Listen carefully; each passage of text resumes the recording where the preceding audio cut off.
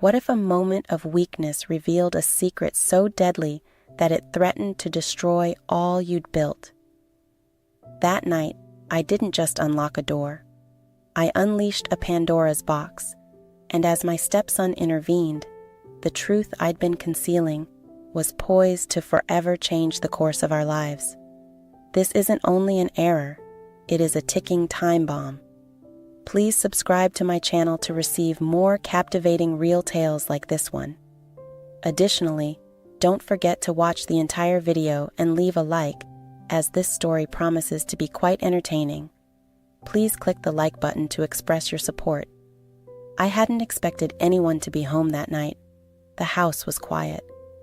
I had poured myself a glass of rich and crimson wine, dimly lit by the warm glow of a few scattered lamps and the rain outside pattering softly against the windows, and nestled into the seclusion of my chamber, a rare treat these days. Loneliness can creep in unexpectedly, doesn't it? Aaron, my spouse, had left. I was on another of his business trips, something I had gotten accustomed to, but this time I wasn't just lonely. I was restless, on edge in a manner I couldn't exactly describe. It was an aching that no amount of self-control could alleviate, so I made a secret decision. Something to fill the gap, if only for a little time. I had just started when I heard a faint noise outside my door. At first, I assumed it was the wind shaking the ancient frame or the house settling, as it frequently did, but then I heard it again. My heart accelerated, but I convinced myself it was nothing. My stepson Dominic had mentioned going out with friends earlier, and I had no reason to believe he'd return so soon, but I froze when I heard his gentle but close voice. "Bella, are you all right in there?" Panic overcame me. The room was black save for the dim glimmer of the TV screen. I tried with the remote, hoping to turn it off, but my hands betrayed me, quivering with desperation. The sound, the unmistakable, damning sound, rang louder than ever. Bella's voice appeared again, closer this time, before I could find the words to send him away. The door creaked open. I had not locked it. There he stood in the doorway, his eyes wide with astonishment. For a minute, neither of us moved, entangled in a web of astonishment and humiliation. I'm not sure what I expected him to do. Turn away? I expected him to laugh or say something scathing, but what I saw in his countenance was quite different. I was curious and suspected something was amiss. He sputtered, shifting his eyes between me and the television before fleeing away. It's not my fault I stumbled. Its only appearance is my face. My face burned as I searched for an excuse, but the words did not come. The tension in the room was oppressive, like a frail thread drawn taut and about to break. Finally, he cleared his throat and whispered, "I will let you. I should leave." But he didn't. Instead, he lingered for a bit longer, as if he couldn't bring himself to look away, and then something changed. It wasn't simply the humiliation or awkwardness, it was the silence. When the door closed and I was alone again, I knew neither of us would forget what had transpired. I sat there in quiet, the wine glass still held in my hand, my pulse racing in my chest, not from terror, but from something deeper, something I didn't want to define. I told myself that night that it was only a mistake, a fluke, but I knew better. Certain lines are irreversible, and Dominic's return home was just the beginning. I anticipated the same quiet, aloof boy I had met when Aaron and I married years before, but at 25, he wasn't a boy. He had a quiet confidence about him now, an effortless charm that I hadn't noticed before he'd matured into himself. Despite telling myself it was inappropriate to notice such things, I couldn't help but feel a pang of awareness whenever he was around. That awareness nagged at me after our first encounter. It wasn't only the shame of him catching me in such a vulnerable situation. It was the expression in his eyes, the interest, the way he paused, as if something about what he'd seen both fascinated and horrified him. I avoided him for the following several days, fleeing into the kitchen when I heard his footsteps, or claiming to be busy in the yard, but Dominic was eager to bridge the discomfort. One evening, he tapped on the kitchen door while I was washing dishes. "Hello?" he murmured, leaning casually against the frame. "I did not want to terrify you." The previous night, I kept my gaze fixated on the suds in the warm water, which was a wonderful distraction. "That's okay. I should have locked the door." "You don't need to explain," he replied swiftly. "I mean, everyone does deserve privacy." There was a moment of stillness before he said, "But you appeared disturbed. Are you okay?" The question took me off guard. It had been years since someone had asked me that question with genuine interest in the response. Aaron was frequently too distracted with work, and I'd long ago learned to hide my emotions under the facade of a perfect wife. "I'm fine. I apologize for my abrupt statement," which I later softened. "Thank you for inquiring." He nodded but did not move. His presence filled the little kitchen, and I felt the air between us change, charged with something unspoken. The tension did not release but persisted, wrapping around us in subtle, insidious ways. Over the following 2 weeks, Dominic and I developed a peculiar rhythm. He was more attentive than Aaron had ever been.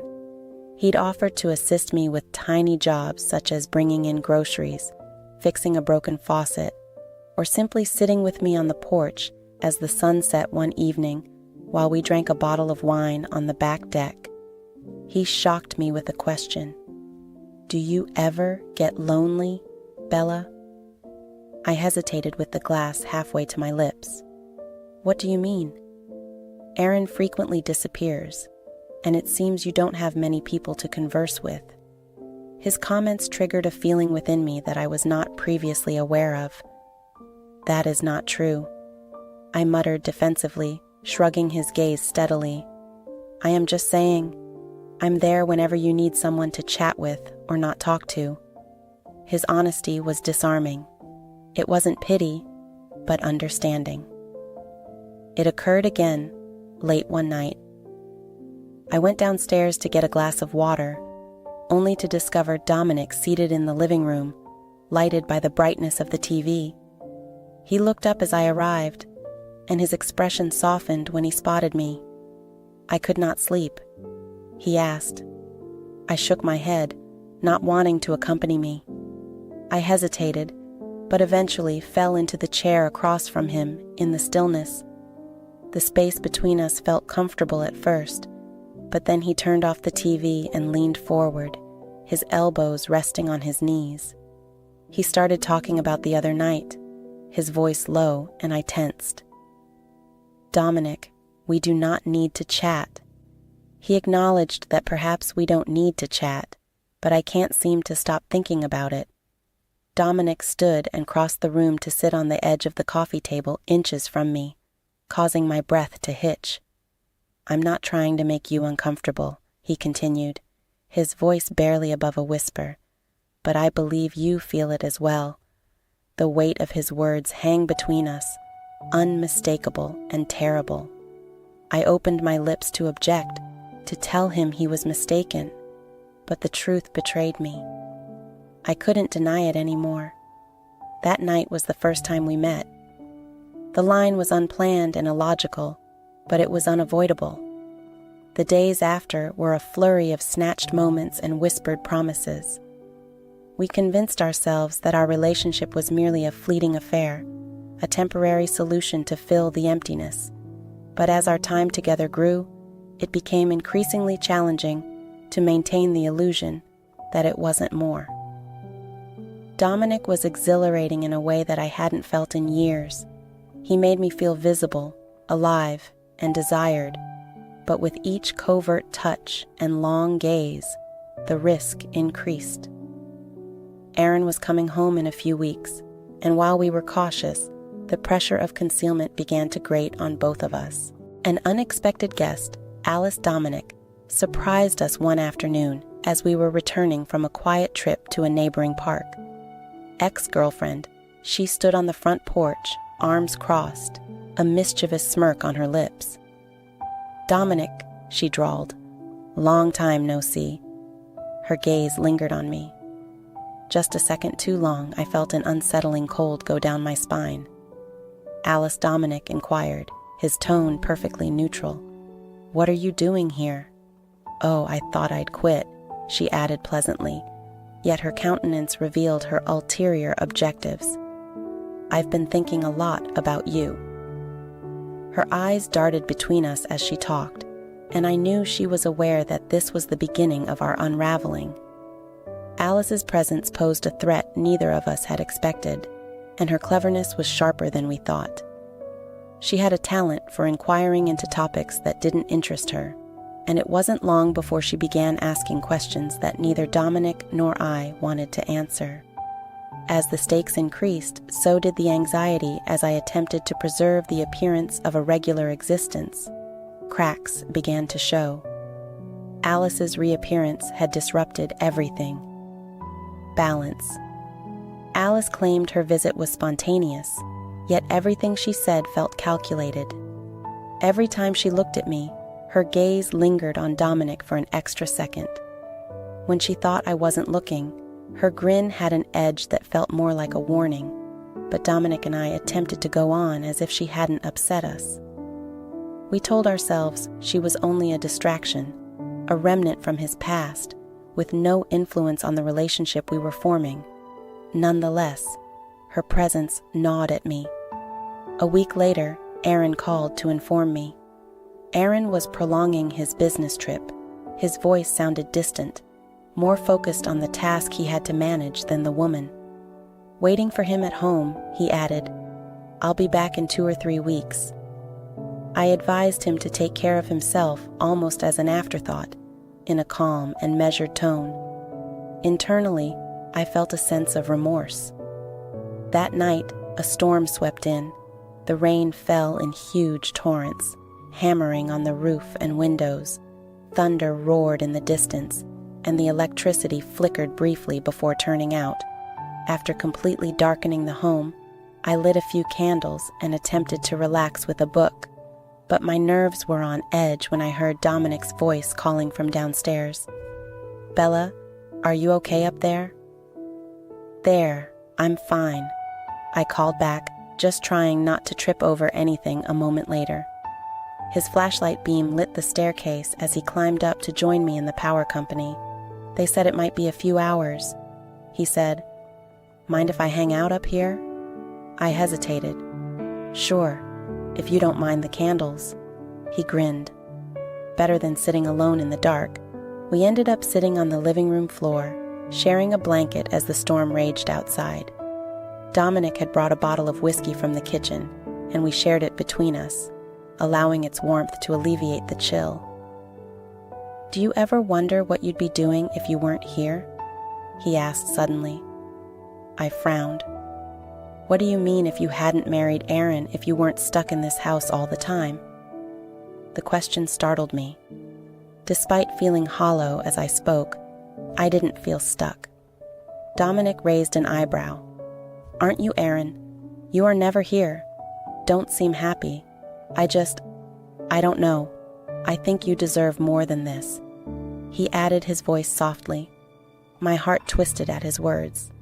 I wanted to correct him, telling him that I was perfectly content. But as I opened my mouth, the truth spilled out. I don't know what I'd be doing. I sometimes think about what my life would be like if I'd made different choices. But does it matter? Is my life? Dominic leaned closer, his expression soft but intense. It doesn't have to be. The air between us was heavy, charged with the same tension that had been simmering for weeks. I should have stopped it. His hand brushing against mine should have drawn me in, but instead I let it draw me in. I didn't pull back. In the days that followed, our stolen moments became more daring. Dominic and I found excuses to leave the house together, a trip to the farmer's market here, and a hike on a secluded trail. It wasn't just the thrill of being together. It was the way he looked at me like I was everything. It was the way he listened when I spoke, the way he made me feel alive in a way I hadn't felt in years. One afternoon, we ended up at a quiet cafe on the edge of town. The place was nearly empty, and we sat in a booth tucked away in the corner, our knees brushing beneath the table. "I feel like I'm living someone else's life," I said. Stirring my coffee absently, Dominic tilted his head, studying me. "Why do you say that?" I said quietly. "This isn't who I am. I'm not the kind of person who does this." He reached across the table, his hand covering mine. "Maybe you are. Maybe you just didn't know it until now." I wanted to believe him. Alice had not given up on us. Dominic told her we were family and nothing big was happening. One evening, as I was returning from the grocery store, I found her car parked outside the house. I walked in to find her in the living room with Dominic, her voice raised in accusation. "You're lying." She said to me, "I can see it all over your face, Alice. You're being ridiculous." Dominic spoke in a calm yet firm tone, and her gaze snapped to me as I walked in. "Part of this isn't you. What's going on between you two?" I forced myself to stay. "Calm, Alice. This isn't appropriate." "Oh, I think it's very appropriate," she said, her voice dripping with venom. "You think I don't know what's going on? I've seen the way you look at each other. Do you really think you can keep this a secret?" My heart pounded, but I refused to let her see me falter. "You're mistaken," I said evenly, "and I think it's time for you to leave." Alice's smile was sharp and cold. "Oh, I'll leave, but this isn't over." After Alice left, Dominic and I sat in silence. The tension in the room was almost unbearable. "She knows," I said, my voice barely above a whisper. "She doesn't have proof," Dominic replied, though he didn't sound convinced it doesn't matter. I said she's not going to let this go. Luke reached for my hand. "We'll figure it out together." His words were comforting, but the weight of guilt was growing heavier. By the day, every time I saw Aaron's face on a video call, every time I thought about the life I was risking, it became harder to justify what we were doing, and yet I couldn't stop Alice's threat from lingering over us like a storm cloud. She didn't have proof, but her sharp instincts and boldness made her dangerous, and Dominic, dear, sweet Dominic, believed that ignoring her would make her go away. "It's just talk," he assured me. One evening, he draped his arm over the back of the couch as we sat close together. "It's not just talk," I snapped, pushing away from him. "You didn't see her face. When she left, she knew Dominic was looking for a way to destroy us. And what do you want me to pay her off?" His frustration flared, but it fizzled as quickly as it rose. "I'll hand her Bella, I promise." But I wasn't convinced Alice wasn't the type to be handled before. Dominic had a chance to act on his promise. Aaron came home early, 3 days ahead of me. I was in the kitchen when I heard the front door creak open, followed by his heavy footsteps. My stomach dropped. Dominic was upstairs, and while there was nothing incriminating in the house, the sheer proximity of the two men made my pulse race. Bella Aaron's voice was rough due to his recent travels. I forced my tone to sound cheerful, wiping my hands on a dish towel as I turned to greet him. He stepped into the kitchen, setting his suitcase by the door. His face looked more worn than usual, the lines around his mouth deeper. I said, "You didn't tell me you were coming back early." I got through the meetings faster than I expected. His eyes scanned the room.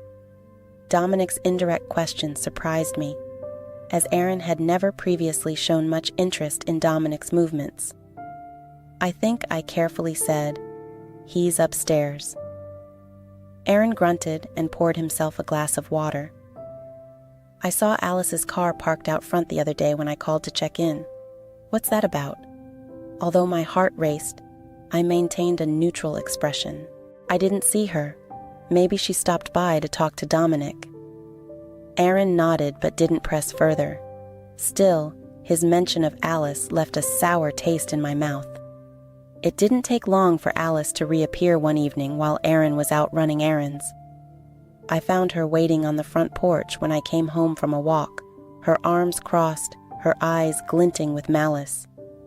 "We need to talk," she said, her voice steady, as though she knew she had the upper hand. I considered ignoring her, but the determination in her stance told me she wouldn't leave without a confrontation. "What do you want, Alice?" I asked, keeping my voice as calm as I could, and she smirked. She was direct, and I appreciated her pause before saying, "I want Dominic." Her words were sharp and unapologetic, and I believe I understood the direction of this, regardless of whether it's between the two of you. She continued, "It's not going to last, so why don't you step aside and let him come back to me?" I laughed bitterly. "Dominic is a grown man. He can make his own decisions." Her smile widened. "Of course he can, but how do you think Aaron would feel if he knew about your little arrangement, or the rest of the world for that matter?" My throat tightened. "You wouldn't." She leaned in, her voice dropping to a whisper. "One small text, a picture here, a message there, and your idyllic life can crumble." That night, I told Dominic everything. "We have to stop her," I said. "If she tells Aaron, it's over for both of us." Dominic nodded, his jaw set. "I'll talk to her. I'll make her understand." But when he returned from their meeting the next day, his face was pale and his hands clenched into fists. "She's not backing down." He mentioned that she desires a substantial amount of money, which made my stomach turn. "How much?" "50,000, he said. She says it's for her silence." "We can't give her that," I said, pacing the room. "She'll just come back for more." Dominic stood abruptly, his frustration boiling over. "Then what do you suggest?" "Bella, I was at a loss for ideas and couldn't come up with a solution." Desperate, I turned to my closest friend, Claire. She'd always been sharp and resourceful, and though I hated the idea of dragging her into this mess, I didn't see another option. When I told her the truth, her eyes widened in disbelief. "Bella," she said slowly, "do you understand the magnitude of the problems you're facing?" I said, "I didn't plan for this to happen." Tears welled up in my eyes. It just happened. She sighed, rubbing her temples. "Okay, let's think this through. Alice is a problem, but she's not invincible. There has to be something we can use against her." It turned out there was. Claire dug into Alice's past, uncovering a trail of unpaid debts and a recent brush with the law. Armed with this information, we devised a plan to compel Alice's cooperation. The confrontation took place in a neutral location, a coffee shop on the edge of town. Claire and I waited at a corner table. The tension was palpable. When Alice arrived, she looked confident, almost smug. "I'm flattered," she said, as she slid into the seat across from us. "I didn't think you'd have the guts to face me. We've reached the conclusion of your game." Claire spoke as she slid a folder across the table. Alice opened it, her expression faltering as she took in the contents. "Where did you get this?" she demanded. "That's not important," Claire said coolly. "We need to know who you are, and if you keep going, we won't hesitate to make this public." Alice's confidence cracked, but she recovered quickly. "You think this scares me? I may have stated that I have nothing to lose. However, Dominic and I both have something to lose, so let's be clear. If you walk away, we won't follow. We will find you, but if you talk to Aaron or anyone else, we will bring the truth out." For a brief moment, I thought she might call our bluff, but then she stood, the folder tightly clutched in her hands. "You'll regret this," she said, before storming out. Alice's departure should have been a relief, but it left behind a trail of destruction. Dominic and I were more careful than ever, but our consequences were unavoidable. Aaron began to notice the tension. His gaze lingered on me longer than usual. One evening, as we sat in the living room, Aaron asked, "Is there something going on?" "No," I said. "Quickly, why do you ask?" He shrugged. "You've been distant lately, and Dominic seems different too. I just hope everything's okay." For a few days after Alice left town, the guilt was suffocating, even though everything seemed calm. Dominic and I kept our distance while Aaron was home. We spoke only when necessary, careful not to let our closeness betray us. But the unease lingered. The cracks were showing. One evening, Aaron asked me to join him for dinner at a new restaurant in town, a rare occurrence given his usual workaholic tendencies. I agreed. I wasn't sure if my anxiety was more about leaving Dominic alone or about spending hours pretending everything was fine with Aaron. I've been feeling like we've grown apart. Aaron spoke cautiously over the appetizers. I frozen the glass of wine. He hesitated, swirling his drink. "I'm not sure if it's the stress from work, but it seems like your heart has been elsewhere lately." More guilt washed over me, but I forced myself to smile. "You've been busy. Aaron, maybe we just need to make more time for each other." He nodded, though his expression didn't lighten. The reprieve was short-lived. 2 days later, a package arrived in the mail addressed to Aaron. I found it on the kitchen counter when I came home from running errands. The sight of Alice's handwriting on the envelope made my heart plummet. I tore it open. With trembling hands, I retrieved a USB drive and a note from within. "You might like to see what your wife and son are doing." The implications were clear. Panic surged through me as I shoved the note and USB into my pocket. If Aaron had seen it first, I couldn't let myself think about what might have happened. I called CLA immediately. "She's still playing games," I said, pacing the living room. "I thought we scared her off," Claire said, her voice sharp with frustration, and so did I. "Do you think Aaron saw it?" "No. I got to it first." I responded, "We need to destroy it. Whatever's on that drive can't exist later that night when the house is quiet." I locked myself in the study and plugged the USB into Aaron's computer.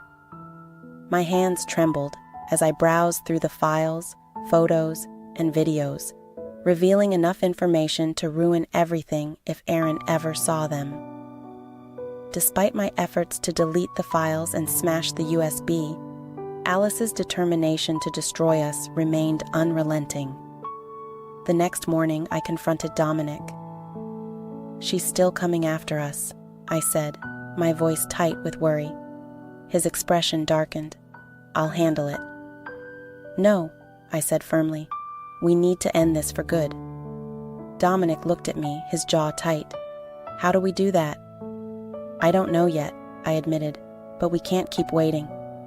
For her to strike, CLA came through again, digging deeper into Alice's life. Unexpectedly, she revealed that Alice had faced embezzlement-related termination from her previous job. With this new information, I devised a risky plan. Dominic and I arranged to meet. Alice was at a motel on the edge of town, far from prying eyes. She arrived late. With a smug expression, Alice sauntered into the room and asked, "Miss me?" before dropping her purse onto the bed. "We've finished playing games," I said, maintaining my position. Her smirk faltered. "Oh, are we? That's cute." Dominic stepped forward, his voice low and steady. "We know about the money you stole from your last job. We know." Everything Alice's confidence wavered, but she recovered quickly. "So what do you think? Anyone's going to believe you? You're the ones with something to lose, not me." I pulled out a folder of documents that Claire had gathered, bank statements, emails, and a signed complaint from Alice's former employer. Alice's eyes narrowed as she snatched the folder. She hissed, "This is blackmail from my hands. It's leverage. I corrected you. Leave us alone, and this stays between us. But if you try anything else, this goes." When Alice saw the police for the first time, she appeared genuinely shaken. She threw the folder onto the bed and stormed out without another word. The relief was short-lived.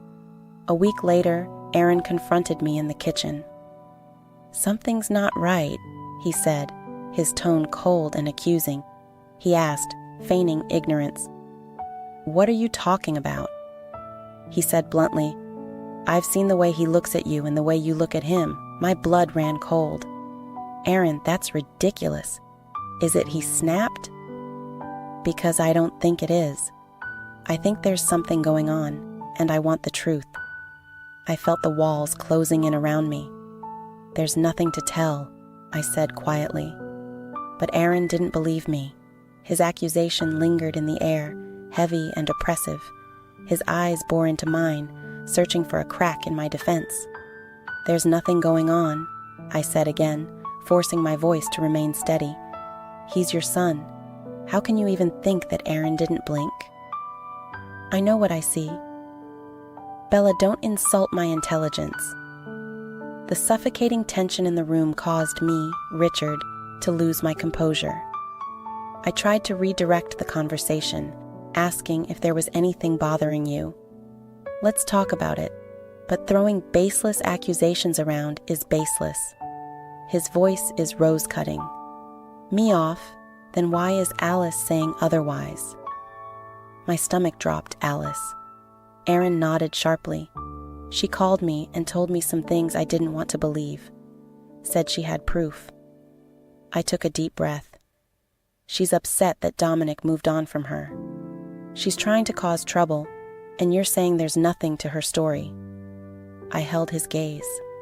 Nothing. For a moment I thought he might believe me, but then he turned and walked out of the room without another word. His face pales, his movements tense. "What's going on?" he asked, closing the door. Behind him, Aaron knows something I said, my voice trembling. Alice must have gotten to him before we stopped her. Dominic sat on the edge of the bed, his hands clenched into fists. What do we do? I don't know if I admitted it, but if he finds out the truth, he won't believe it. Dominic firmly said, "I won't let him." But I could see the fear in his eyes, mirroring my own. The next evening, Aaron insisted we have dinner together as a family. It was unusual for him to make such a request, and the formality of it made my nerves jangle. The three of us sat at the dining table, the clink of silverware against plates the only sound for long stretches of time, so Dominic Aaron said, suddenly breaking the silence, "How's the job search going?" Dominic, taken aback, looked up and responded, "Fine. I've been looking at a few opportunities." Aaron nodded, his expression unreadable. "That's good to hear. I was beginning to question whether you intended to stay here permanently." Dominic stiffened at the pointed comment. "It's not like I'm in your way," he said quietly. Aaron's gaze flicked to me, then back to Dominic. "I believe it's time for you to move on, don't you?" I opened my mouth to intervene, but Aaron held up a hand. "I think we've all gotten a little too comfortable with this arrangement. It's not healthy." Dominic stood abruptly. His chair scraped the floor. "If you've got something to say, just say it." Aaron leaned back in his chair, his expression cold. "Fine. I think it's time." My heart pounded for some honesty from both of you as Aaron's eyes locked onto mine. The room seemed to shrink around me as I tried to find the words to diffuse the situation, but before I could speak, Dominic stepped forward. He said in a firm voice, "There's nothing to say. Alice is deceiving. She is attempting to manipulate us as a result of our breakup." Aaron narrowed his eyes. wondering why Alice would involve Bella in her lies. She's desperate. Dominic said she'd do anything to get back at me and drag Bella into it. It was just the easiest way to hurt me. Aaron's gaze remained unwavering, and you expected me to accept Dominic's statement as fact for a brief moment. The room was silent. Then Aaron stood, his movement slow and deliberate. "Maybe it is," he said finally. "But I'm not convinced, and until I am, I think it's best if you find somewhere else to stay." Dominic looked at me, his eyes filled with an unspoken question. I wanted to tell him to stay and fight this together, but I knew it would only make things worse. "It's fine," Dominic said quietly.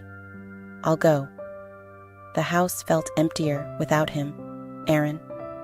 Aaron seemed satisfied with Dominic's absence, though his suspicion toward me hadn't entirely dissipated. I called Dominic every day, though our conversations were brief. Our conversations were brief and strained. He had rented a small apartment on the other side of town and was trying to focus on work, but I could hear the frustration in his voice. "I hate this," he said one night. "Being away from you and letting her win is temporary," I said, though I wasn't sure I believed it. However, the distance was beginning to wear on me. Just when I believed the situation couldn't deteriorate, Alice took the decisive step. In the afternoon, while I was out running errands, Alice showed up at Aaron's office.